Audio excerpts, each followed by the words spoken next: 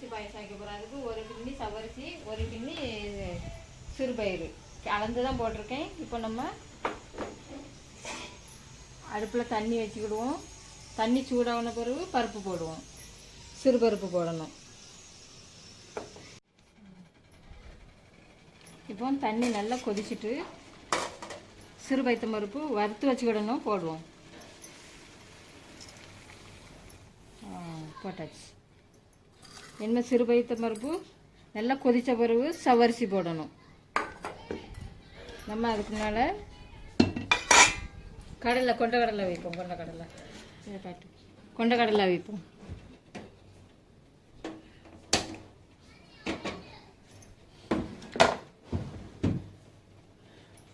ஒரு 5 விசில் வர முடியா கொண்டக்கடலை வச்சா போதும். விசில் வச்சா போதும். கொண்டக்கடலை வச்சா போதுங்க. அதையும் காட்டு. பொங்கலோ பொங்கல்.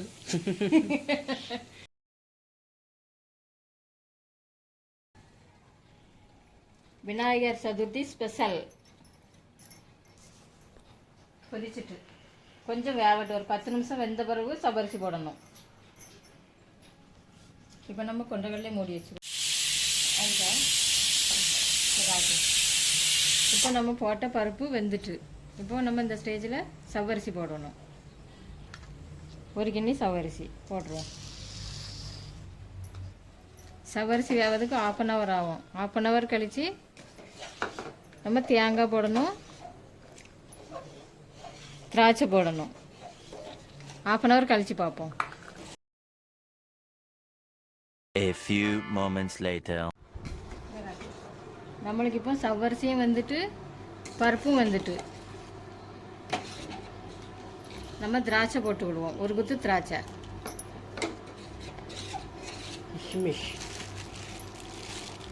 வெல்லம் போடுவோம். 1/4 கிலோ வெல்லம்.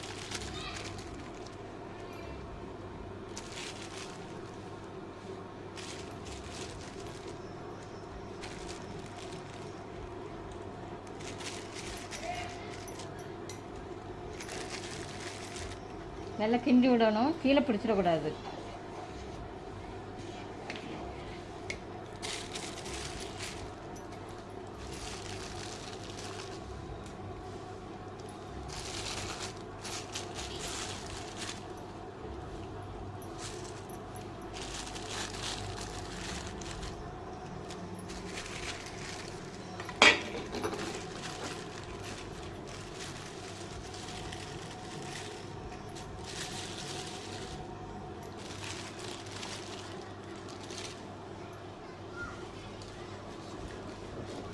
வெல்லம் போட்டு நல்லா கலக்கி விடுவோம். இந்த ஸ்டேஜில் தேங்காயும் போட்டு விடுவோம். ஒரு முறி தேங்காய்.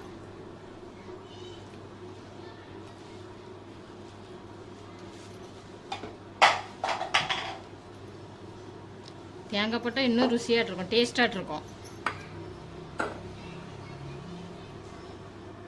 தேங்காய் போட்டு கிண்டி விடுவோம். நல்லா கிண்டி விட்டுக்கிட்டோம். வெல்லம் கரையிறது வரைக்கும் கிண்டி விடணும்.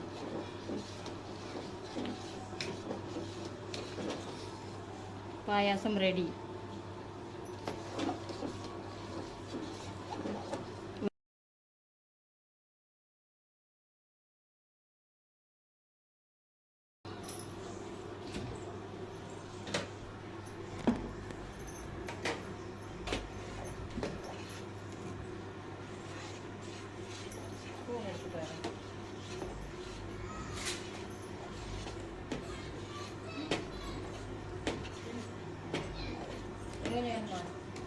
இது செஞ்சுட்டாரு.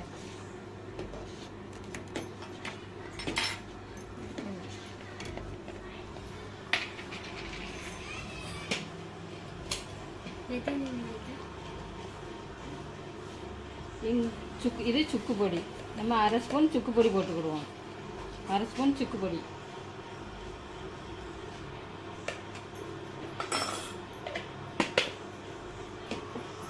கலக்கி விட்டுக்கிடுவோம். சுக்கு பொடி போட்டு கலக்கி விட்டுக்கிடுவோம்.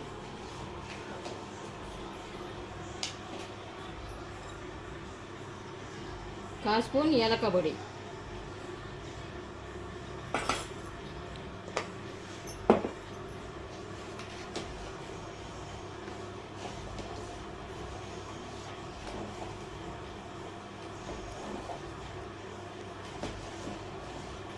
இப்போ பாயாசம் ரெடி ஆகுது. நம்மளுக்கு இந்த பக்கம் கடலையும் ரெடி ஆயிட்டு, கொண்டக்கடலையும் ரெடி ஆயிட்டு.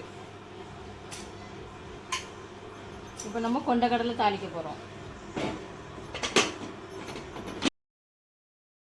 ஸ்டேஜில் மில்க் மேட் ஊற்றிக்கிடுவோம்.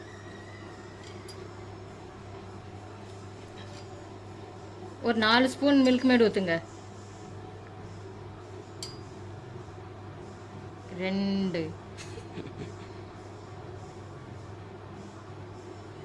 3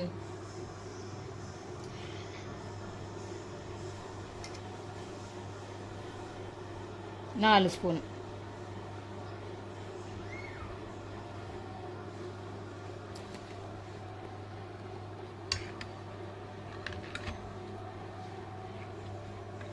மில்க் மேட் ஊற்றியாச்சு. இப்போ நம்ம நல்லா கலக்கிக்கிட்டு அடுப்பை ஆஃப் பண்ணிட வேண்டியதுதான். ஏற்கனவே சுக்கு ஏலக்காயெல்லாம் போட்டாச்சு, அதனால் அடுப்பை ஆஃப் பண்ணிடுவோம். ஆஃப் பண்ணியாச்சு. மூடி எங்கே போச்சு? இந்த மூடி எங்கே கழிச்சுக்குவோம், மூடி வச்சுருவோம். ஒரு 5 நிமிஷம் கழித்து சாப்பிட்டா சூப்பராக இருக்கும். கொஞ்சம் சூடாக இருக்கட்டும். கொண்டக்கடலை அவிஞ்சிட்டு இப்போ இதை தாளிக்க போகிறோம். இதை எடுத்துட்டு பொரிக்கஞ்சட்டி அடுப்பில் வச்சு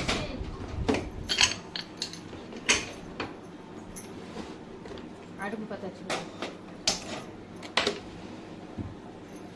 ஒரு 2 ஸ்பூன் எண்ணெய் ஊற்றி விடுவோம்.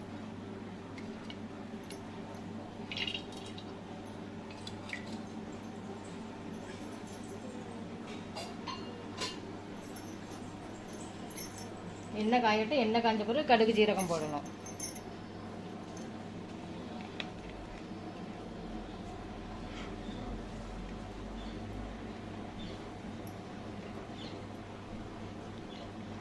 இப்போ கடுகு ஜீரகம் போடுவோம். 1 ஸ்பூன் கடுகு ஜீரகம். எண்ணெய் இப்போ தான் காயுது, அதுக்குள்ளே போட்டேன்.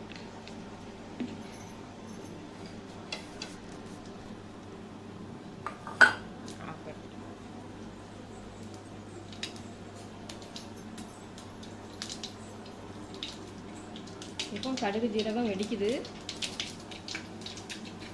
வத்தல் கருவேப்பாக்கு கருகப்பிலை. இப்போ வத்தல் போட்டு விடுவோம்.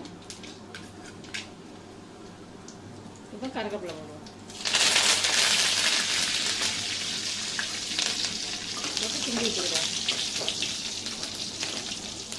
வேறு எதுவுமே போடாது, வத்தலும் கருவேப்பிலையும் போதும். கருவேப்பிலை வெந்துட்டு இப்போ நம்ம கடலையை தட்டிக்கிடுவோம்.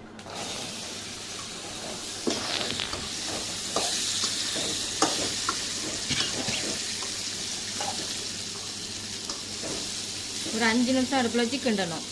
ஏன்னா அதில் தண்ணி இருக்கும், அந்த தண்ணியெல்லாம் சுண்டணும்.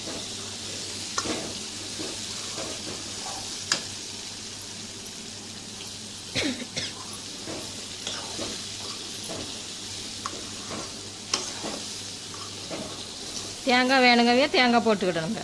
எங்களுக்கு தேங்காய் வேண்டாம், அதனால தேங்காய் போடலை. தேங்காய் பூ போட்டால் நல்லாயிருக்கும்.